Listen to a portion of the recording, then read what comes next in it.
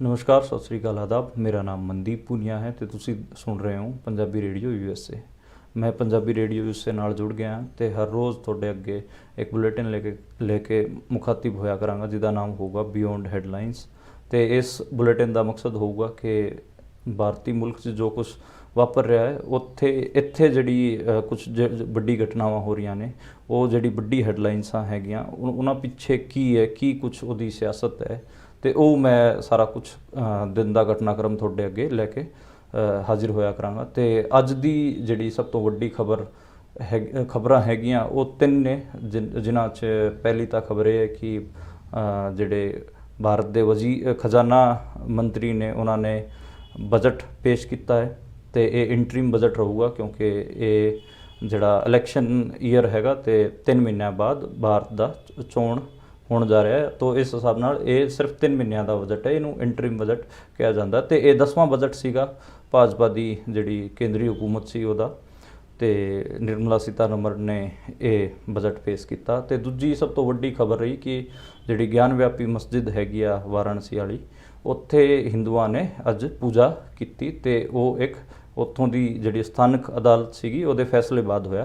तो तीजी बड़ी खबर किते न किते हेमंत सोरेन नाल जुड़ी रही जिहड़े कि वजीर आला ने झारखंड दे ते वो मुख्यमंत्री होने के बावजूद उन्होंने गिरफ्तारी हुई है क्योंकि ईडी ने उन्होंने केस फाइल किया है, वो जमीन नाल जुड़िया हुआ केस है। तो ये 3 बड़ी हैडलाइनस अज पूरे दिन चलदियां रही इंडिया के जिन्ने भी चैनल है सारे ते ये 3 खबर बड़ियां सीगियां। तो इन्हां तो ही आप शुरुआत करते हैं, पर मैं थोनों 2 घटनावां नूं मिक्स करके दस रहा।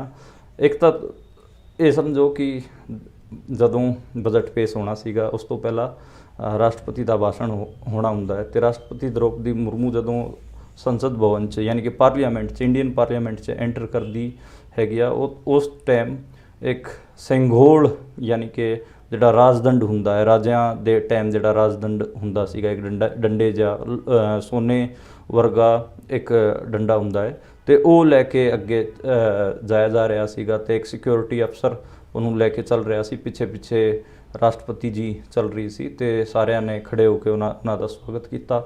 उस तो बाद उत्थे हथरोई की धुन बजाई गई जिहड़े राजे महाराजे जदों आउंदे सीगे उदों बजाई जाती सीगी। ते जदों वो अपने सीट ते बैठे तो जय सिया राम, जय जगन्नाथ, जय श्री राम दे नारे भी लगाए गए। उस तो बाद उन्होंने अपना भाषण दिता एक हिसाब नाल। और उस तो बाद लोक सभा की जिहड़े अध्यक्ष हुंदे ने ते उन्हां दी कुर्सी दे अगे ही वो जिहड़ा संघोल सीगा वो स्थापित कर दिता गया।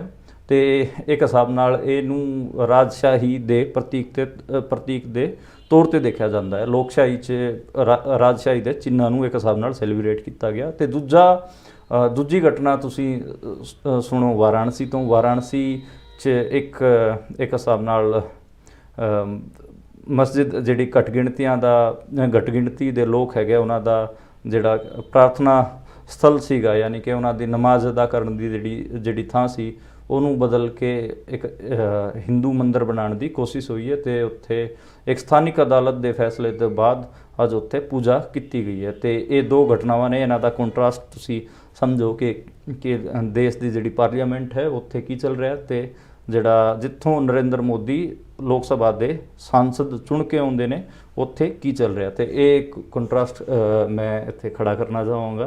तो ज्ञान व्यापी वाला जिहड़ा मसला हैगा उत्थे चलते हैं। सब तो पहला कि 31 जनवरी नूं उत्थों की स्थानिक अदालत जिला अदालत फैसला दिंदी है कि ASI की रिपोर्ट का हवाला दे के फैसला दिंदी है कि ये जिहड़ी ज्ञान व्यापी मस्जिद हैगी आ इत्थे पहला मंदिर हुंदा सीगा ते इत्थे जिहड़ा वेद जिहड़ा व्यास तहखाना है यानी कि उत्थे एक अंडरग्राउंड एक स्ट्रक्चर सीगा उत्थे पूजा की जा सकती है। तो उहदा ताला जिहड़ा जिले का जिन्ना भी प्रशासन सीगा उन्हें रात नूं ही खलवा दिता।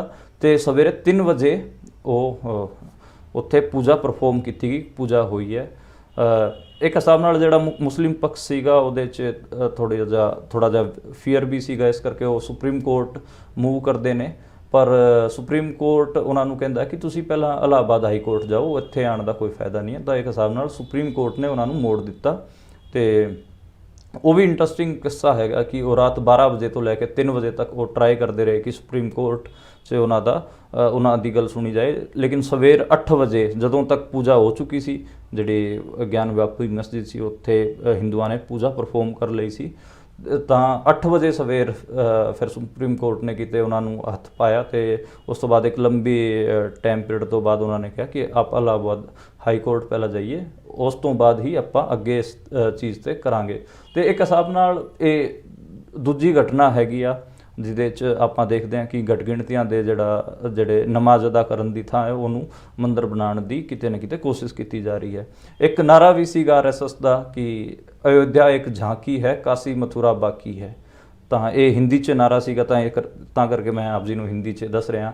ਇਹਦਾ ਮਤਲਬ ਸੀਗਾ ਕਿ ਕਿਤੇ ਨਾ ਕਿਤੇ ਕਿ ਅਯੋਧਿਆ ਇੱਕ ਝਾਂਕੀ ਹੈ, ਯਾਨੀ ਕਿ ਅਯੋਧਿਆ ਸਿਰਫ ਔਰ ਸਿਰਫ ਇੱਕ ਟ੍ਰੇਲਰ ਹੈ, ਔਰ ਜੋ ਕਾਸ਼ੀ ਜਾਣੀ ਕਿ ਜਿਹੜਾ ਵਾਰਾਣਸੀ ਉਹਦਾ ਪੁਰਾਣਾ ਨਾਂ ਕਾਸ਼ੀ ਹੈ, ਅਤੇ ਕਾਸ਼ੀ ਅਤੇ ਮਥੁਰਾ ਦੀ ਜਿਹੜੀ ਪਿਕਚਰ ਹੈ ਉਹ ਬਾਕੀ, ਯਾਨੀ ਕਿ ਕਾਸ਼ੀ 'ਚ ਜਿਹੜੀ ਮਸਜਿਦ ਗਿਆਨ ਵਾਪੀ ਮਸਜਿਦ ਹੈ ਉਹਨੂੰ ਵੀ ਉਹ ਮੰਦਰ ਬਣਾਉਣ ਦੇ ਰਸਤੇ 'ਤੇ ਹੈਗੇ ਆ। ਅਤੇ ਦੂਜੀ ਜਿਹੜੇ ਮਥੁਰਾ 'ਚ ਦੇ ਵਿੱਚ ਵੀ ਜਿਹੜੀ ਕ੍ਰਿਸ਼ਨ ਜਨਮ ਭੂਮੀ ਦਾ ਪੂਰਾ ਮੁੱਦਾ ਬਣਾ ਰਹੇ ਨੇ, ਉੱਥੇ ਵੀ ਇੱਕ ਮੱਧਕਾਲ ਯੁਗੀਨ ਇੱਕ ਮਸਜਿਦ ਹੈਗੀ ਆ, ਉਹਨੂੰ ਵੀ ਉਹ ਮੰਦਰ ਬਣਾਉਣ ਤੇ ਤੁਲੇ ਹੋਏ ਨੇ। ਅਤੇ ਇਹ ਕਿਤੇ ਨਾ ਕਿਤੇ ਜਿਹੜੀ ਸੰਪਰਦਾਇਕ ਸਿਆਸਤ ਹੈ ਬਹੁ ਗਿਣਤੀ ਲੋਕਾਂ ਦੀ, ਉਹਦੇ ਨਾਲ ਜੁੜਦਾ ਜਾ ਕੇ, ਯਾਨੀ ਕਿ ਬਹੁ ਸੰਖਿਅਕ ਲੋਕ ਜੋ ਬਹੁ ਗਿਣਤੀ ਲੋਕ ਹੈਗੇ ਆ, ਉਹ ਜੋ ਕੁਝ ਚਾਹਣਗੇ ਉਹ ਹੋਊਗਾ। ਅਤੇ ਉਹਦੇ 'ਚ ਭਾਵੇਂ ਘੱਟ ਗਿਣਤੀ ਦੇ ਲੋਕਾਂ ਦੇ ਜਿਹੜੇ ਪੂਜਾ ਦੇ ਸਥਲ ਹੈਗੇ ਆ ਜਾਂ ਨਮਾਜ਼ ਅਦਾ ਕਰਨ ਦੇ ਸਥਲ ਹੈਗੇ ਆ, ਉਹਨਾਂ ਨੂੰ ਉਹ ਕੈਪਚਰ ਕਰਕੇ ਮੰਦਰ ਬਣਾਉਣ ਦਾ ਪੂਰਾ ਇੱਕ ਪ੍ਰੋਜੈਕਟ ਉਹਨਾਂ ਨੇ ਛੇੜਿਆ ਹੋਇਆ ਹੈ।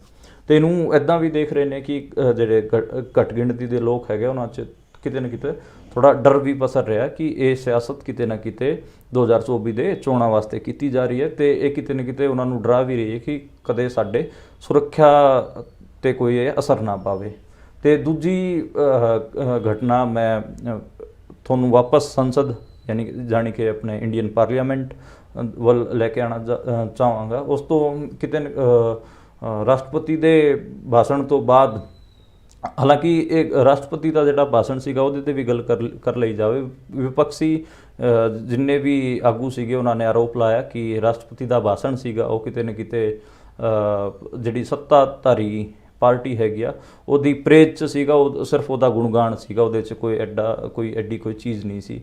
ਅਤੇ ਉਸ ਤੋਂ ਬਾਅਦ ਜਿਹੜੀ ਖਜ਼ਾਨਾ ਮੰਤਰੀ ਹੈਗੀ ਆ ਆਪਣੀ ਨਿਰਮਲਾ ਸੀਤਾਰਮਨ, ਉਹਨਾਂ ਨੇ ਭਾਸ਼ਣ ਦਿੱਤਾ ਅਤੇ ਉਹਨਾਂ ਨੇ ਆਪਣੇ ਬਜਟ ਭਾਸ਼ਣ 'ਚ ਕਈ ਚੀਜ਼ਾਂ ਹਾਈਲਾਈਟ ਕੀਤੀਆਂ। ਮੈਂ ਉਹ ਆਪ ਜੀ ਨੂੰ ਥੋੜ੍ਹੀ ਦੱਸ ਵੀ ਦਿੰਦਾ। ਉਹਨਾਂ ਨੇ ਜਿਹੜੇ ਮੱਧ ਵਰਗੀ ਲੋਕ ਹੈਗੇ ਆ ਉਹਨਾਂ ਨੂੰ ਕੋਈ ਰਾਹਤ ਨਹੀਂ ਦਿੱਤੀ, ਕਿਉਂਕਿ ਟੈਕਸ ਸਲੈਬ ਜਿਹੜੇ ਇੰਡੀਆ ਦੇ ਕਰੰਟ ਟੈਕਸ ਸਲੈਬ ਹੈਗੇ ਆ ਨਾ, ਉਹਨਾਂ 'ਚ ਕੋਈ ਕਟੌਤੀ ਕੀਤੀ ਗਈ, ਨਾ ਕੋਈ ਘਾਟਾ ਕੀਤਾ ਗਿਆ, ਨਾ ਕੋਈ ਵਾਧਾ ਕੀਤਾ ਗਿਆ। ਤਾਂ ਕੋਈ ਮਤਲਬ ਉਮੀਦ ਸੀਗੀ ਕਿ ਇਲੈਕਸ਼ਨ ਈਅਰ ਹੈਗਾ, ਕਿਤੇ ਨਾ ਕਿਤੇ ਜਿਹੜਾ ਮੱਧ ਵਰਗੀ ਪਰਿਵਾਰ ਹੈਗੇ ਆ ਉਹਨਾਂ ਨੂੰ ਲੁਭਾਉਣ ਵਾਸਤੇ ਉਹ ਇਹ ਸਾਰਾ ਕੁਝ ਕਰਨਗੇ, ਕਿਤੇ ਨਾ ਕਿਤੇ ਟੈਕਸ 'ਚ ਛੂਟ ਕਰਨਗੇ, ਪਰ ਉਹ ਇਹੋ ਜਿਹਾ ਕੁਝ ਨਹੀਂ ਹੋਇਆ। ਤਾਂ ਇਹਦੇ ਨਾਲ ਇਹ ਵੀ ਸਮਝ ਆਉਂਦਾ ਹੈ ਕਿ ਉਹਨਾਂ ਦਾ ਜਿਹੜਾ ਪੂਰਾ ਏਜੰਡਾ ਹੈ, ਕਿਉਂਕਿ ਇਹ ਦੇਖਿਆ ਜਾਂਦਾ ਕਿ ਬਜਟ ਜਿਹੜਾ ਇਲੈਕਸ਼ਨ ਈਅਰ ਬਜਟ ਹੁੰਦਾ ਉਹਦੇ 'ਚ ਕਿਤੇ ਲੋਕਾਂ ਨੂੰ ਲੁਭਾਉਣ ਵਾਲੀਆਂ ਸਕੀਮਾਂ ਹੁੰਦੀਆਂ ਨੇ, ਲੋਕਾਂ ਨੂੰ ਲੁਭਾਉਣ ਵਾਸਤੇ ਕਈ ਚੀਜ਼ਾਂ ਅਨਾਊਂਸ ਸਰਕਾਰਾਂ ਕਰਦੀਆਂ ਨੇ, ਪਰ ਇਹਨਾਂ ਨੇ ਇੱਦਾਂ ਦਾ ਕੁਝ ਵੀ ਨਹੀਂ ਕੀਤਾ। ਇਸਦਾ ਮਤਲਬ ਹੈ ਕਿ ਉਹਨਾਂ ਕੋਲ ਪਹਿਲਾਂ ਹੀ ਕੋਈ ਏਜੰਡਾ ਹੈਗਾ ਚੋਣ ਲੜਨ ਦਾ। ਤਾਂ ਕਿਤੇ ਨਾ ਕਿਤੇ ਮੈਨੂੰ ਲੱਗਦਾ ਕਿ ਉਹ ਰਾਮ ਮੰਦਰ ਵਾਲਾ ਜਿਹੜਾ ਏਜੰਡਾ ਹੈਗਾ, ਅਤੇ ਉਹ ਜਿਹੜਾ ਉਹ ਨਾਰਾ ਹੈਗਾ ਅਯੋਧਿਆ ਇੱਕ ਝਾਕੀ ਹੈ, ਕਾਸ਼ੀ ਮਥੁਰਾ ਬਾਕੀ ਹੈ, ਯਾਨੀ ਕਿ ਜਿਹੜਾ ਕੱਲ੍ਹ ਰਾਤ ਨੂੰ ਕਾਸ਼ੀ ਯਾਨੀ ਕਿ ਬਨਾਰਸ 'ਚ ਜੋ ਕੁਝ ਹੋਇਆ ਉਹ ਮੁੱਦੇ ਬਣਨਗੇ। ਅਤੇ ਇਹ ਹੈਗੀ ਆ ਮੋਟੇ ਇੱਕ ਟੈਕਸ ਸਲੈਬ ਦੀ ਆਪਾਂ ਨੇ ਗੱਲ ਕੀਤੀ। ਉਸ ਤੋਂ ਇਲਾਵਾ ਆਪਾਂ ਦੇਖੀਏ ਤਾਂ ਬਜਟ 'ਚ ਸੀਤਾਰਮਨ ਨੇ ਦਾਅਵਾ ਕੀਤਾ ਕਿ ਅਸੀਂ 25 ਕਰੋੜ ਲੋਕਾਂ ਨੂੰ ਗਰੀਬੀ ਰੇਖਾ ਤੋਂ ਬਾਹਰ ਕੱਢਤਾ। ਹੁਣ ਇਹ ਇੱਕ ਮੈਂ ਯਾਦ ਕਰਾਉਣਾ ਚਾਹਾਂਗਾ ਤੁਹਾਨੂੰ ਕਿ ਜਿਹੜੇ ਵਿਰੋਧਾਭਾਸ ਹੈਗੇ ਆ ਉਹਨਾਂ ਵੱਲ, ਕਿ ਇੱਕ ਲਾਈਨ ਸੀਗੀ ਜਾਂਦਰੇਜ਼ ਹੋਰਾਂ ਦੀ ਕਿਤਾਬ ਦੀ, ਉਹ ਸੀਗੀ ਕਿ ਭਾਰਤ ਨੇ ਸਭ ਤੋਂ ਜ਼ਿਆਦਾ ਲੋਕਾਂ ਨੂੰ ਗਰੀਬੀ ਤੋਂ ਬਾਹਰ ਕੱਢਿਆ ਹੈ, ਪਰ ਫਿਰ ਵੀ ਸਭ ਤੋਂ ਜ਼ਿਆਦਾ ਲੋਕ ਗਰੀਬ ਭਾਰਤ 'ਚ ਹੀ ਹੈਗੇ ਆ। ਅਤੇ ਇੱਕੋ ਲਾਈਨ 'ਚ ਭਾਰਤ ਦੇ ਵਿਰੋਧਾਭਾਸ ਆਪ ਜੀ ਨੂੰ ਦਿਸਣਗੇ, ਯਾਨੀ ਕਿ ਸਭ ਤੋਂ ਜ਼ਿਆਦਾ ਲੋਕਾਂ ਨੂੰ ਗਰੀਬੀ 'ਚ ਤੋਂ ਬਾਹਰ ਵੀ ਕੱਢਿਆ, ਲੇਕਿਨ ਫਿਰ ਵੀ ਸਭ ਤੋਂ ਜ਼ਿਆਦਾ ਗਰੀਬ ਭਾਰਤ ਮੁਲਕ ਦੇ ਵਿੱਚ ਹੀ ਹੈਗੇ ਆ। ਤੇ ਇਹ ਕਿਤੇ ਨਾ ਕਿਤੇ ਇਹ ਵਾਲਾ ਮਾਮਲਾ ਬਣਦਾ। ਤਾਂ 25 ਕਰੋੜ ਲੋਕਾਂ ਨੂੰ ਜਿਨ੍ਹਾਂ ਨੂੰ ਗਰੀਬੀ ਰੇਖਾ ਤੋਂ ਬਾਹਰ ਕੱਢਿਆ, ਇਹਦੇ ਬਾਰੇ ਕੱਲ ਆਪਾਂ ਨੂੰ ਅਖਬਾਰਾਂ 'ਚ ਜ਼ਿਆਦਾ ਦੇਖਣ ਨੂੰ ਮਿਲੂਗਾ ਕਿ ਕੋਈ ਅਰਥ ਸ਼ਾਸਤਰੀ ਇਹਦੀ ਕੋਈ ਤਸਦੀਕ ਕਰਦਾ ਜਾਂ ਫਿਰ ਇਹਦੇ ਕੋਈ ਆਲੋਚਨਾ ਕਰਦਾ, ਇਹ ਕੱਲ ਆਪਾਂ ਨੂੰ ਤੋਂ ਪਤਾ ਲੱਗ ਪਾਊਗਾ। ਇਸ ਤੋਂ ਇਲਾਵਾ ਉਹਨਾਂ ਨੇ ਜਿਹੜਾ ਸਰਵਾਈਕਲ ਕੈਂਸਰ ਹੁੰਦਾ ਹੈ ਔਰਤਾਂ 'ਚ, ਉਹਨੂੰ ਰੋਕਣ ਵਾਸਤੇ 14 ਸਾਲ ਤੋਂ ਘੱਟ ਉਮਰ ਦੀ ਕੁੜੀਆਂ ਨੂੰ ਵੈਕਸੀਨੇਸ਼ਨ ਉਹਨਾਂ ਦੀ ਵੈਕਸੀਨੇਸ਼ਨ ਕਰਨ ਦੀ ਕਿਤੇ ਨਾ ਕਿਤੇ ਮੁਹਿੰਮ ਦਾ ਜ਼ਿਕਰ ਕੀਤਾ। ਇਸ ਤੋਂ ਇਲਾਵਾ ਉਹਨਾਂ ਨੇ ਇਹ ਵੀ ਕਿਹਾ ਕਿ ਜਿਹੜਾ 300 ਯੂਨਿਟ ਬਿਜਲੀ ਹੈਗੀ ਆ ਉਹ ਫ੍ਰੀ ਦਿੱਤੀ ਜਾਊਗੀ ਉਹਨਾਂ ਪਰਿਵਾਰਾਂ ਨੂੰ ਜਿਨ੍ਹਾਂ ਦੇ ਛੱਤ 'ਤੇ ਕਿਤੇ ਨਾ ਕਿਤੇ ਸੋਲਰ ਰੂਫਟੋਪ ਲੱਗਿਆ ਹੋਊਗਾ। ਤੇ ਇਹ ਸੀਗੀਆਂ ਮੋਟੀ ਗੱਲਾਂ ਉਹਨਾਂ ਦੇ ਬਜਟ ਭਾਸ਼ਣ ਦੀ। ਉਸ ਤੋਂ ਬਾਅਦ ਇੱਕ ਜਿਹੜੀ ਖਬਰ ਸੀਗੀ ਜਿਹੜੀ ਭਾਰਤ ਦੇ ਸਿਆਸੀ ਹਲਕਿਆਂ 'ਚ ਖਾਸੀ ਚੱਲੀ, ਉਹ ਸੀਗੀ ਹੇਮੰਤ ਸੋਰੇਨ ਦੀ ਗ੍ਰਿਫਤਾਰੀ ਦੀ ਖਬਰ। ਹੇਮੰਤ ਸੋਰੇਨ ਦੇ ਪਿੱਛੇ ਈਡੀ ਪਿਛਲੇ ਸਾਲ 2023 ਦੇ ਅਗਸਤ ਮਹੀਨੇ ਤੋਂ ਵੀ ਪਈ ਹੋਈ ਹੈ ਤੇ ਉਹਨਾਂ ਨੂੰ ਕਾਫੀ ਨੋਟਿਸ ਉਹ ਪਹਿਲਾਂ ਵੀ ਭੇਜ ਚੁੱਕੇ ਸੀਗੇ ਤੇ ਉਹਨਾਂ ਦੇ ਦਿੱਲੀ ਵਾਲੇ ਆਵਾਸ 'ਤੇ ਵੀ ਛਾਪੇਮਾਰੀ ਹੋਈ। ਜਿਹੜੇ ਹੇਮੰਤ ਸੋਰੇਨ ਹੈਗੇ ਆ ਉਹ ਝਾਰਖੰਡ ਮੁਕਤੀ ਮੋਰਚਾ ਦੇ ਆਗੂ ਹੈਗੇ ਆ ਤੇ ਝਾਰਖੰਡ ਦੇ ਵਜ਼ੀਰੇ ਆਲਾ ਯਾਨੀ ਮੁੱਖ ਮੰਤਰੀ ਹੈਗੇ ਆ। ਤੇ ਇਹ ਜਿਹੜਾ ਝਾਰਖੰਡ ਮੁਕਤੀ ਮੋਰਚਾ ਹੈਗਾ ਇਹ ਬੀਜੇਪੀ ਦੇ ਉਲਟ ਚੋਣ ਲੜ ਕੇ ਜਿੱਤਿਆ ਹੈਗਾ। ਇਹਨਾਂ ਦਾ ਅਲਾਇੰਸ ਸੀਗਾ ਕਾਂਗਰਸ ਨਾਲ ਤੇ ਲੈਫਟ ਵਾਲੀ ਪਾਰਟੀਆਂ ਨਾਲ ਸੀਗਾ ਤੇ ਆਰਜੇਡੀ ਜਿਹੜੀ ਲਾਲੂ ਹੋਰਾਂ ਦੀ ਪਾਰਟੀ ਹੈਗੀ ਉਹਦੇ ਨਾਲ ਇਹਨਾਂ ਦਾ ਅਲਾਇੰਸ ਸੀਗਾ ਤੇ ਤਿੰਨ ਪਾਰਟੀਆਂ ਨੇ ਇਕੱਠੇ ਲੜ ਕੇ ਝਾਰਖੰਡ 'ਚ ਜਿੱਤ ਹਾਸਲ ਕੀਤੀ ਸੀਗੀ ਤੇ ਬੀਜੇਪੀ ਨੂੰ ਹਰਾਇਆ ਸੀਗਾ। ਪਰ ਹੁਣ ਈਡੀ ਉਹਨਾਂ ਦੇ ਪਿੱਛੇ ਪਈ ਹੋਈ ਸੀ ਤੇ ਇਸ ਕਰਕੇ ਕੱਲ ਉਹਨਾਂ ਦੀ ਗ੍ਰਿਫਤਾਰੀ ਹੋਈ। ਤੇ ਗ੍ਰਿਫਤਾਰੀ ਦਾ ਕਾਰਨ ਈਡੀ ਨੇ ਦੱਸਿਆ ਕਿ ਜਿਹੜੀ ਇੱਕ ਜ਼ਮੀਨ ਦੀ ਖਰੀਦ ਫਰੋਖਤ ਹੈ ਉਹਦੇ ਕਰਕੇ ਉਹਨਾਂ ਦਾ ਘੋਟਾਲਾ ਸਾਹਮਣੇ ਆਇਆ ਤੇ ਉਹ ਜ਼ਮੀਨ ਦੀ ਕੀਮਤ 36 ਲੱਖ ਰੁਪਈਏ ਦੱਸੀ ਜਾ ਰਹੀ ਤੇ 36 ਲੱਖ ਰੁਪਈਏ ਪਿੱਛੇ ਕਿਤੇ ਨਾ ਕਿਤੇ ਝਾਰਖੰਡ ਸੂਬੇ ਦੇ ਜਿਹੜੇ ਵਜ਼ੀਰੇ ਆਲਾ ਸੀਗੇ ਉਹਨਾਂ ਦੀ ਗ੍ਰਿਫਤਾਰੀ ਦਾ ਮਾਮਲਾ ਹੈਗਾ। ਉਹਨਾਂ ਦਾ ਕੇਸ ਕਪਿਲ ਸਿੱਬਲ ਦੇਖ ਰਹੇ ਨੇ। ਸੁਪਰੀਮ ਕੋਰਟ ਗਏ ਉਹ ਉਹਨਾਂ ਦੀ ਗ੍ਰਿਫਤਾਰੀ ਤੋਂ ਬਾਅਦ ਕਿਉਂਕਿ ਈਡੀ 10 ਦਿਨਾਂ ਦਾ ਰਿਮਾਂਡ ਮੰਗ ਰਹੀ ਸੀ ਤੇ ਕਪਿਲ ਸਿੱਬਲ ਜਦੋਂ ਸੁਪਰੀਮ ਕੋਰਟ ਗਏ ਤਾਂ ਸੁਪਰੀਮ ਕੋਰਟ ਨੇ ਫੈਸਲਾ ਰਿਜ਼ਰਵ ਰੱਖ ਲਿਆ। ਸ਼ਾਇਦ ਕੱਲ ਉਹ ਫੈਸਲਾ ਸੁਣਾਉਣ ਕਿ ਉਹ ਰਿਮਾਂਡ ਈਡੀ ਨੂੰ ਦੇਣਗੇ ਜਾਂ ਫਿਰ ਇਸ ਤੋਂ ਇਲਾਵਾ ਮਤਲਬ ਕਿ ਕੁਝ ਫੈਸਲਾ ਹੋਊਗਾ ਉਹ ਕੱਲ ਹੀ ਆਪਾਂ ਨੂੰ ਪਤਾ ਲੱਗੂਗਾ। ਤੇ ਇਹ ਹੇਮੰਤ ਸੋਰੇਨ ਦਾ ਜਦੋਂ ਮਾਮਲਾ ਚੱਲਦਾ ਹੈ ਤਾਂ ਉਸ ਤੋਂ ਬਾਅਦ ਜਿਹੜੇ ਵਿਪਕਸ਼ ਦੇ ਆਗੂ ਹੈਗੇ ਉਹਨਾਂ ਦੀ ਵੀ ਸਟੇਟਮੈਂਟਾਂ ਆਉਣੀਆਂ ਸ਼ੁਰੂ ਹੋ ਗਈਆਂ ਸੀਗੀਆਂ। ਹੇਮੰਤ ਸੋਰੇਨ ਆਦੀਵਾਸੀ ਬੈਕਗਰਾਊਂਡ ਤੋਂ ਆਉਂਦੇ ਨੇ ਤੇ ਆਦੀਵਾਸੀ ਮੁੱਖ ਮੰਤਰੀ ਨੇ ਤੇ ਆਦੀਵਾਸੀਆਂ ਦੇ ਇੱਕ ਹਿਸਾਬ ਨਾਲ ਵੱਡੇ ਆਗੂ ਦੇ ਤੌਰ 'ਤੇ ਸਥਾਪਿਤ ਵੀ ਨੇ ਦੇਸ਼ 'ਚ। ਤੇ ਉਹਨਾਂ ਦੀ ਇਸ ਗ੍ਰਿਫਤਾਰੀ ਤੋਂ ਬਾਅਦ ਲਾਲੂ ਦਾ ਬਿਆਨ ਆਇਆ। ਸਭ ਤੋਂ ਪਹਿਲਾਂ ਤਾਂ ਲਾਲੂ ਪ੍ਰਸਾਦ ਯਾਦਵ ਬਿਹਾਰ ਦੇ ਪੂਰਵ ਵਜ਼ੀਰੇ ਆਲਾ ਰਹੇ ਨੇ, ਮੁੱਖ ਮੰਤਰੀ ਰਹੇ ਨੇ ਤੇ ਉਹਨਾਂ ਦਾ ਬਿਆਨ ਆਇਆ ਤਾਂ ਉਹਨਾਂ ਨੇ ਕਿਹਾ ਕਿ ਕੇਂਦਰ ਦੀ ਸਰਕਾਰ ਕਿਤੇ ਨਾ ਕਿਤੇ ਤਾਨਾਸ਼ਾਹੀ ਕਰ ਰਹੀ ਹੈ। ਆਪ ਜੀ ਨੂੰ ਦੱਸ ਦਈਏ ਕਿ ਲਾਲੂ ਯਾਦਵ ਨੂੰ ਵੀ ਈਡੀ ਨੇ ਸਮਨ ਭੇਜਿਆ ਸੀਗਾ ਤੇ ਉਹਨਾਂ ਨਾਲ ਵੀ ਪੁੱਛਗਿੱਛ ਹੋਈ ਸੀ ਤੇ ਉਹਨਾਂ ਦੇ ਬੇਟੇ ਤੇਜਸਵੀ ਯਾਦਵ ਨੂੰ ਵੀ 10 ਘੰਟੇ ਇੰਟਰੋਗੇਟ ਕੀਤਾ ਈਡੀ ਨੇ। ਤੇਜਸਵੀ ਯਾਦਵ ਭਾਰਤ ਜੋੜੋ ਯਾਤਰਾ ਜਿਹੜੀ ਚੱਲ ਰਹੀ ਹੈ, ਭਾਰਤ ਜੋੜੋ ਨਿਆਂ ਯਾਤਰਾ ਰਾਹੁਲ ਗਾਂਧੀ ਦੀ, ਉਹਦੇ 'ਚ ਜਾਣਾ ਚਾਹੁੰਦੇ ਸੀਗੇ ਕਿਉਂਕਿ ਉਹ ਯਾਤਰਾ ਅੱਜ ਕੱਲ੍ਹ ਬਿਹਾਰ 'ਚ ਐਂਟਰ ਕਰ ਗਈ ਹੈ। ਪਰ ਉਹਨਾਂ ਨੂੰ ਉਹ ਜਾ ਹੀ ਨਹੀਂ ਸਕੇ ਕਿਉਂਕਿ ਈਡੀ ਨੇ ਸੰਮਨ ਦੇ ਰੱਖਿਆ ਸੀਗਾ ਤੇ ਉਹ ਇੰਟਰੋਗੇਸ਼ਨ ਚਲਦੀ ਰਹੀ ਤੇ ਬਿਹਾਰ 'ਚ ਰਾਹੁਲ ਦੀ ਦੋ ਰੈਲੀਆਂ ਹੋ ਚੁੱਕੀਆਂ ਨੇ। ਇਸ ਤੋਂ ਇਲਾਵਾ ਕਿਤੇ ਨਾ ਕਿਤੇ ਇਹ ਸਮਝ ਵੀ ਲੱਗਦਾ ਹੈ ਕਿ ਜਿਹੜਾ ਵਿਪਕਸ਼ ਹੈ ਉਹਨੂੰ ਘੇਰਨ 'ਚ ਸਰਕਾਰ ਲੱਗੀ ਹੋਈ ਈਡੀ ਰਾਹੀਂ ਕਿਉਂਕਿ ਤੇਜਸਵੀ ਯਾਦਵ ਦਾ ਮਾਮਲਾ ਤੁਸੀਂ ਲਓ ਜਾਂ ਫਿਰ ਲਾਲੂ ਪ੍ਰਸਾਦ ਯਾਦਵ ਦਾ ਜਾਂ ਫਿਰ ਹੇਮੰਤ ਸੋਰੇਨ ਦਾ। ਇਸ ਤੋਂ ਇਲਾਵਾ ਜਿਹੜੇ ਦਿੱਲੀ ਦੇ ਮੁੱਖ ਮੰਤਰੀ ਹੈਗੇ ਆ ਅਰਵਿੰਦ ਕੇਜਰੀਵਾਲ, ਉਹਨਾਂ ਨੂੰ ਵੀ ਈਡੀ ਨੇ 5ਵਾਂ ਸੰਮਨ ਭੇਜਤਾ ਹੈਗਾ। ਈਡੀ ਦੇ 5ਵੇਂ ਸੰਮਨ ਤੋਂ ਬਾਅਦ ਇਹ ਦੇਖਣਾ ਹੋਊਗਾ ਕਿ ਮੁੱਖ ਮੰਤਰੀ ਕੇਜਰੀਵਾਲ ਦਿੱਲੀ ਦੇ ਉਹ ਕੀ ਅਗਲਾ ਸਟੈਪ ਲੈਣਗੇ। ਪਰ ਤੁਸੀਂ ਦੇਖੋ ਕਿ ਇਹ ਸੰਮਨ ਤੋਂ ਇਲਾਵਾ ਮਤਲਬ ਜਿਹੜੇ ਇਹਨਾਂ ਦੇ ਮਨੀਸ਼ ਸਿਸੋਦੀਆ ਮੰਤਰੀ ਸੀਗੇ ਆਮ ਆਦਮੀ ਪਾਰਟੀ ਦੇ, ਉਹ ਪਹਿਲਾਂ ਹੀ ਜੇਲ੍ਹ 'ਚ ਹੈਗੇ ਆ। ਸ਼ਰਾਬ ਮਾਮਲੇ 'ਚ ਈਡੀ ਨੇ ਉਹਨਾਂ ਨੂੰ ਜੇਲ੍ਹ ਘੱਲਿਆ ਹੋਇਆ ਹੈ ਤੇ ਹੁਣ ਕੇਜਰੀਵਾਲ ਨੂੰ ਉਹ ਉਸੇ ਮਾਮਲੇ 'ਚ ਹੱਥ ਪਾ ਰਹੇ ਨੇ ਈਡੀ ਵਾਲੇ। ਤਾਂ ਇੱਕ ਸੀਐਮ ਨੂੰ ਜੇਲ੍ਹ ਭੇਜਤਾ ਗਿਆ ਤੇ ਦੂਜੇ ਦੀ ਤਿਆਰੀ ਕਿਤੇ ਨਾ ਕਿਤੇ ਚੱਲ ਰਹੀ ਹੈ। ਤੇ ਇਸ ਤੇ ਸਭ ਤੋਂ ਸਟੀਕ ਜਿਹੜਾ ਬਿਆਨ ਆਇਆ ਉਹ ਮਲਿਕਾਰਜੁਨ ਖੜਗੇ ਦਾ ਆਇਆ ਹੈਗਾ। ਉਹ ਕਾਂਗਰਸ ਦੇ ਅਧਿਕਸ਼ ਨੇ, ਆਗੂ ਨੇ, ਤੇ ਉਹਨਾਂ ਨੇ ਕਿਹਾ ਕਿ ਇਹ ਕਿਤੇ ਨਾ ਕਿਤੇ ਫੈਡਰਲਿਜ਼ਮ ਤੇ ਹਮਲਾ ਹੈਗਾ। ਜਾਨੀ ਕਿ ਜਿਹੜੇ ਸੂਬਿਆਂ ਦੇ ਲੋਕ ਹੈਗੇ ਆ ਉਹ ਜਿਨ੍ਹਾਂ ਨੂੰ ਚੁਣਦੇ ਨੇ, ਆਪਣਾ ਆਗੂ ਬਣਾਉਂਦੇ ਨੇ ਚੁਣ ਕੇ, ਉਹਨਾਂ ਦੀ ਹੀ ਗ੍ਰਿਫਤਾਰੀ ਸਰਕਾਰ ਜਿਹੜੀ ਕੇਂਦਰੀ ਏਜੰਸੀਆਂ ਹੈਗੀਆਂ ਉਹਨਾਂ ਰਾਹੀਂ ਕਰ ਰਹੀ ਹੈ। ਤੇ ਉਹਨਾਂ ਕੇਂਦਰੀ ਏਜੰਸੀਆਂ ਰਾਹੀਂ ਉਹਨਾਂ ਨੂੰ ਡਰਾ ਧਮਕਾ ਵੀ ਰਹੀ ਹੈ ਤੇ ਕਿਤੇ ਨਾ ਕਿਤੇ ਆਪਣੇ ਨਾਲ ਮਿਲਾਉਣਾ ਚਾਹੁੰਦੀ ਹੈ। ਜਿਹੜਾ ਕੋਈ ਉਹਨਾਂ ਨਾਲ ਰਲ ਜਾਂਦਾ ਉਹ ਇੱਕਦਮ ਸਫੇਦ ਪੋਸ਼ਾਕ ਵਾਂਗ ਹੋ ਜਾਂਦਾ, ਯਾਨੀ ਕਿ ਜਿਵੇਂ ਇੱਕ ਮਸ਼ੀਨ ਹੈਗੀ ਆ ਬੀਜੇਪੀ, ਉਹਦੇ 'ਚ ਜੇ ਕਿਸੇ ਨੂੰ ਪਾਈਏ ਤਾਂ ਉਹ ਜਦੋਂ ਨਿਕਲਦਾ ਹੈ ਤਾਂ ਉਹ ਜਮਾ ਚਿੱਟਾ ਬਣ ਕੇ ਨਿਕਲਦਾ ਹੈ। ਤੇ ਇਹ ਮਲਿਕਾਰਜੁਨ ਖੜਗੇ ਦਾ ਬਿਆਨ ਸੀਗਾ ਤੇ ਉਹਨਾਂ ਨੇ ਤੰਜ ਕੱਸਿਆ ਤੇ ਕਿਹਾ ਇਹ ਸੀਰੀਅਸ ਇਹਦੇ 'ਚ ਪੋਲੀਟੀਕਲ ਲੁੱਕ ਦਾ ਕਿਤੇ ਨਾ ਕਿਤੇ ਫੈਡਰਲਿਜ਼ਮ ਵਾਲਾ ਸੀਗਾ ਕਿ ਤੁਸੀਂ ਸੂਬਿਆਂ ਦੇ ਵਜ਼ੀਰ ਆਲਾ ਨੂੰ ਇੱਦਾਂ ਈਡੀ ਰਾਹੀਂ ਧਮਕਾ ਕੇ ਗ੍ਰਿਫਤਾਰ ਕਰ ਰਹੇ ਹੋ, ਉਹਨਾਂ ਦੀ ਸਰਕਾਰ ਡਿੱਗਣ ਦੀ ਕੋਸ਼ਿਸ਼ ਕਰ ਰਹੇ ਹੋ। ਤੇ ਕਿਤੇ ਨਾ ਕਿਤੇ ਇਹ ਚਿੰਤਾ ਦਾ ਵਿਸ਼ਾ ਹੈਗਾ। ਤੇ ਝਾਰਖੰਡ ਦੇ ਵਜ਼ੀਰ ਆਲਾ ਨੂੰ ਗ੍ਰਿਫਤਾਰ ਕਰ ਲਿਆ ਗਿਆ ਹੈ, ਯਾਨੀ ਕਿ ਉੱਥੇ ਹੁਣ ਕੋਈ ਵੀ ਮੁੱਖ ਮੰਤਰੀ ਨਹੀਂ ਹੈਗਾ। ਤੇ ਇਹ ਤੋਂ ਬਾਅਦ ਇਹ ਸਵਾਲ ਵੀ ਉੱਠਦਾ ਕਿ ਅਗਲਾ ਮੁੱਖ ਮੰਤਰੀ ਕੌਣ ਹੋਊਗਾ। ਤੇ ਚੰਪਾਈ ਸੋਰੇਨ ਨਾਂ ਦੇ ਵਿਅਕਤੀ ਦਾ ਨਾਂ ਅੱਗੇ ਆ ਰਿਹਾ, ਜਿਹੜਾ ਕਿ ਝਾਰਖੰਡ ਜਿਹੜਾ ਝਾਰਖੰਡ ਮੁਕਤੀ ਮੋਰਚਾ ਹੈਗਾ ਉਹਦੇ ਉਸੇ ਪਾਰਟੀ ਤੋਂ ਬਿਲੋਂਗ ਕਰਦੇ ਨੇ। ਤੇ ਉਹ ਅੱਜ ਦੇ ਸਮੇਂ ਜਿਹੜਾ ਸੜਕ ਮੰਤਰੀ ਹੈਗੇ ਆ ਉਹ ਝਾਰਖੰਡ ਦੇ। ਤੇ ਲੇਕਿਨ ਉਹਨਾਂ ਨੇ ਇੱਕ ਇਲਜ਼ਾਮ ਲਾਇਆ ਹੈ ਝਾਰਖੰਡ ਦੇ ਰਾਜਪਾਲ 'ਤੇ। ਉਹਨਾਂ ਨੇ ਕਿਹਾ ਕਿ ਰਾਜਪਾਲ ਉਹਨਾਂ ਨੂੰ ਮਿਲਣ ਦਾ ਸਮਾਂ ਨਹੀਂ ਦੇ ਰਹੇ। ਇੰਨਾ ਟਾਈਮ ਹੋ ਗਿਆ।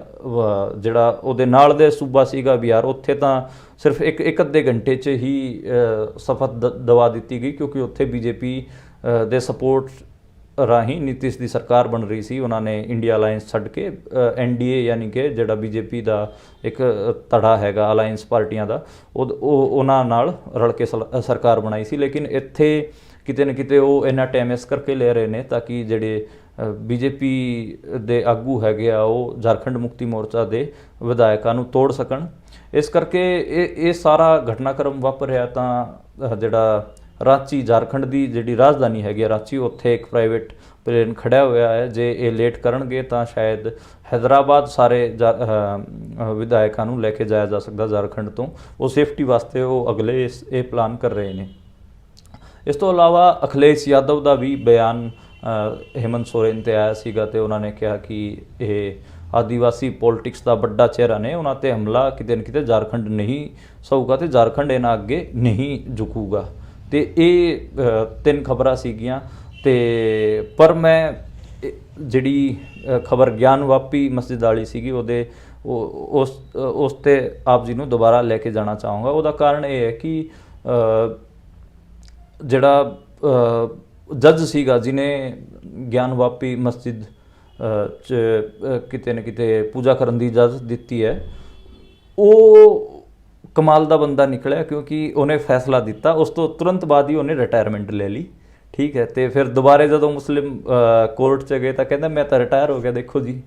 ਤੇ ਉਹਦਾ ਨਾਂ ਸੀਗਾ ਅਜੇ ਕ੍ਰਿਸ਼ਨ ਵਿਸ਼ਵੇਸ਼। ਤੇ ਉਹਨੇ 31 ਜਨਵਰੀ ਨੂੰ ਇਹ ਫੈਸਲਾ ਦਿੱਤਾ ਕਿ ਤੁਸੀਂ ਜਿਹੜਾ ਵਿਆਸ ਤਹਿਖਾਨਾ ਹੈਗਾ ਮਸਜਿਦ ਦਾ, ਉੱਥੇ ਮੂਰਤੀਆਂ ਸਥਾਪਿਤ ਕਰਕੇ ਰਾਜ ਭੋਗ ਇਹ ਸਾਰਾ ਕੁਝ ਕਰ ਸਕਦੇ ਹੋ, ਤੁਸੀਂ ਪੂਜਾ ਕਰ ਸਕਦੇ ਹੋ। ਉਹ ਤੇ ਤੁਰੰਤ ਉਹਨਾਂ ਨੇ ਫਿਰ ਰਿਟਾਇਰਮੈਂਟ ਲੈ ਲਈ।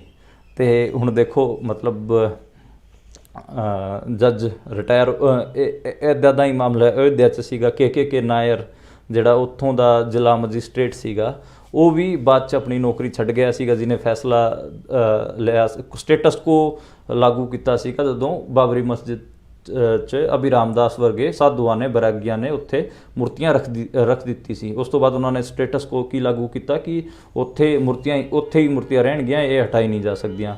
ਤੇ ਉਹ 1949 ਜਿਹੜਾ 1949 ਦੇ ਵਿੱਚ ਇਹ ਸਾਰਾ ਘਟਨਾਕ੍ਰਮ ਹੋਇਆ ਸੀ ਰਾਮ ਮੰਦਰ ਵਾਲਾ। ਉਸ ਤੋਂ ਹੁਣ ਆਪਾਂ ਦੇਖਾਂਗੇ ਤਾਂ ਉਹ ਕਿਤੇ ਨਾ ਕਿਤੇ 74-75 ਸਾਲ ਬਾਅਦ ਦੁਬਾਰੇ ਇਹ ਸਾਰਾ ਘਟਨਾਕ੍ਰਮ ਗਿਆਨਵਾਪੀ ਮਸਜਿਦ ਹੈਗੀ ਆ ਵਾਰਾਣਸੀ 'ਚ, ਉੱਥੇ ਹੋ ਰਿਹਾ। ਤੇ ਇੱਥੇ ਵੀ ਜੱਜ ਰਿਟਾਇਰਮੈਂਟ ਲੈ ਗਿਆ ਫੈਸਲਾ ਸੁਣਾ ਕੇ। ਤੇ ਇਹ ਬਹੁਤ ਇੰਟਰਸਟਿੰਗ ਹੈ। ਇੱਕ ਆਖਰੀ ਖਬਰ ਰਹਿ ਗਈ, ਜੇ ਤੁਹਾਨੂੰ ਯਾਦ ਹੋਵੇ ਕਿ ਜਿਹੜੀ ਭਾਰਤੀ ਪਾਰਲੀਮੈਂਟ ਸੀਗੀ ਉਹਦੇ 'ਚ ਕੁਝ ਮੁੰਡੇ ਕੁੜੀਆਂ ਦਾਖਲ ਹੋਏ ਸੀਗੇ ਜਿਨ੍ਹਾਂ 'ਚ 4-5 ਮੁੰਡੇ ਕੁੜੀਆਂ ਦੀ ਗ੍ਰਿਫਤਾਰੀ ਹੋਈ ਸੀ ਤੇ ਉਹਨਾਂ ਨੇ ਰੰਗ ਵਾਲਾ ਪਟਾਕਾ ਜਿਹੜਾ ਛੱਡਿਆ ਸੀਗਾ ਤੇ ਉਹਨਾਂ ਨੇ ਕਿਹਾ ਸੀਗਾ ਕਿ ਅਸੀਂ ਇਹ ਸਾਰਾ ਕੁਝ ਭਗਤ ਸਿੰਘ ਨਾਲ ਭਗਤ ਸਿੰਘ ਤੋਂ ਪ੍ਰਭਾਵਿਤ ਹੋ ਕੇ ਕੀਤਾ ਹੈ। ਤੇ ਉਹਨਾਂ ਨੇ ਪਟਿਆਲਾ ਹਾਊਸ ਕੋਰਟ 'ਚ ਇੱਕ ਅਰਜ਼ੀ ਦਾਖਲ ਕੀਤੀ ਹੈ ਜਿਹਦੇ 'ਚ ਉਹਨਾਂ ਨੇ ਕਿਹਾ ਕਿ ਉਹਨਾਂ ਨੂੰ ਬਿਜਲੀ ਦੇ ਝਟਕੇ ਦਿੱਤੇ ਜਾ ਰਹੇ ਨੇ ਤੇ ਉਹਨਾਂ ਨੂੰ ਮਜਬੂਰ ਕੀਤਾ ਜਾ ਰਿਹਾ ਕਿ ਉਹ ਜਿਹੜੇ ਅਪੋਜੀਸ਼ਨ ਦੇ ਲੋਕ ਹੈਗੇ ਆ, ਯਾਨੀ ਕਿ ਅਪੋਜੀਸ਼ਨ ਪਾਰਟੀਆਂ ਹੈਗੀਆਂ, ਉਹਨਾਂ ਦਾ ਨਾਮ ਲੈਣ 'ਤੇ ਉਹਨਾਂ ਨੂੰ ਮਜਬੂਰ ਕੀਤਾ ਜਾ ਰਿਹਾ ਤੇ ਉਹਨਾਂ ਤੋਂ 70 ਕੋਰੇ ਪੰਨਿਆਂ 'ਤੇ ਸਾਈਨ ਵੀ ਲਏ ਗਏ ਨੇ। ਉਹਨਾਂ 'ਤੇ ਦੇਸ਼ ਧਰੋਹ UAPA ਦਾ ਕਿਤੇ ਨਾ ਕਿਤੇ ਕੇਸ ਬਣਾਇਆ ਹੋਇਆ ਹੈ ਤੇ ਉਹਨਾਂ ਤੋਂ ਇੱਕ ਕੁੜੀ ਨੀਲਮ ਆਜ਼ਾਦ, ਉਹ ਹਰਿਆਣੇ ਤੋਂ ਹੈਗੀ ਆ। ਤੇ ਕਿਤੇ ਨਾ ਕਿਤੇ ਮੋਟੀ ਖਬਰਾਂ ਸੀਗੀਆਂ। ਇਸ ਤੋਂ 1-2 ਦਿਨ ਪਹਿਲਾਂ ਆਪ ਜੀ ਨੇ ਚੰਡੀਗੜ੍ਹ ਦੇ ਮੇਅਰ ਇਲੈਕਸ਼ਨਾਂ ਬਾਰੇ ਵੀ ਸੁਣੀ ਹੋਗੀ। ਜਿਹੜੇ ਪੰਜਾਬੀ ਰੇਡੀਓ USA ਦੇ ਪੰਜਾਬ ਪੱਤਰਕਾਰ ਪੰਜਾਬ 'ਤੇ ਨਜ਼ਰ ਰੱਖਦੇ ਨੇ, ਉਹਨਾਂ ਨੇ ਇਹ ਸਾਰੀ ਖਬਰ 'ਤੇ ਵੀ ਚਾਨਣਾ ਪਾਇਆ ਹੈਗਾ।